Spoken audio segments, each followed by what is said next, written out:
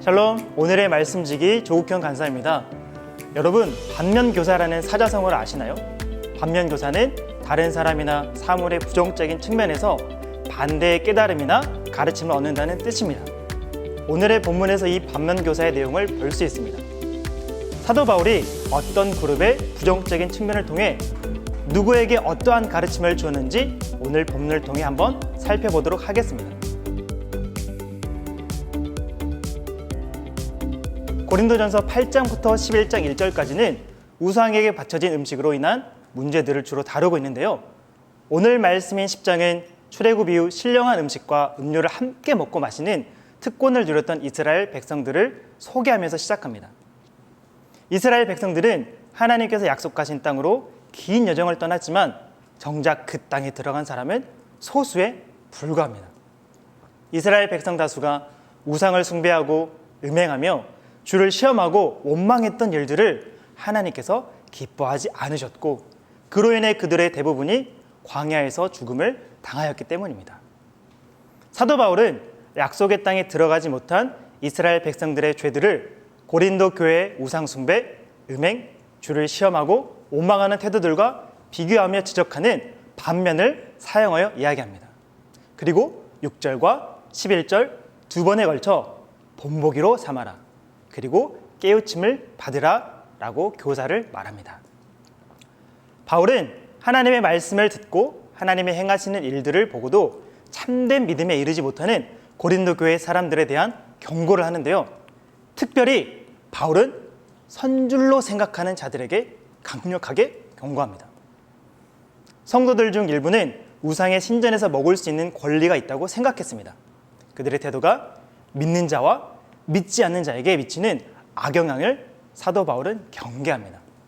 한편 바울은 유혹과 오는 성도들을 13절에서 응원하고 격려하는데요.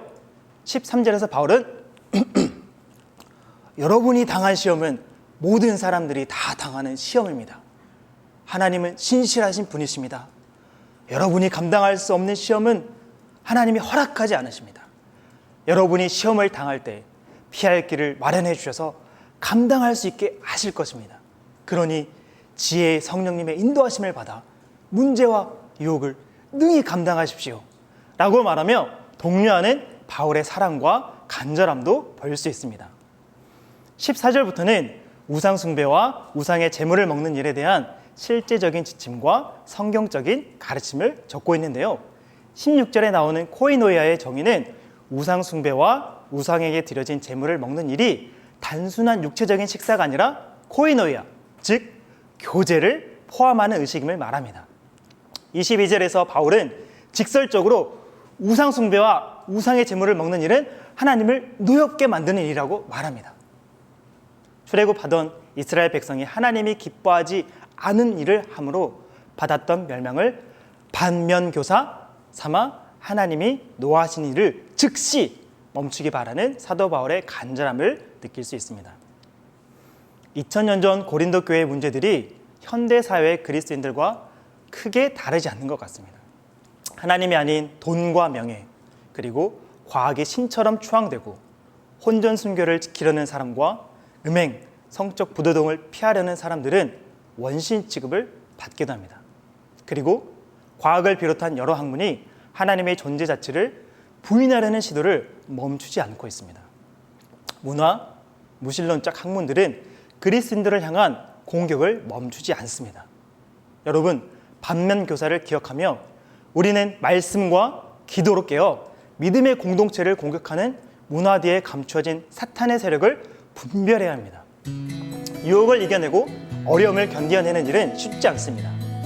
여러 가지 문제와 유혹 속에서도 미쁘신 하나님만을 바라보며 하나님을 노엽게 하는 사람이 아닌 하나님을 기쁘시게 만드는 그리스도인이 되어봅시다.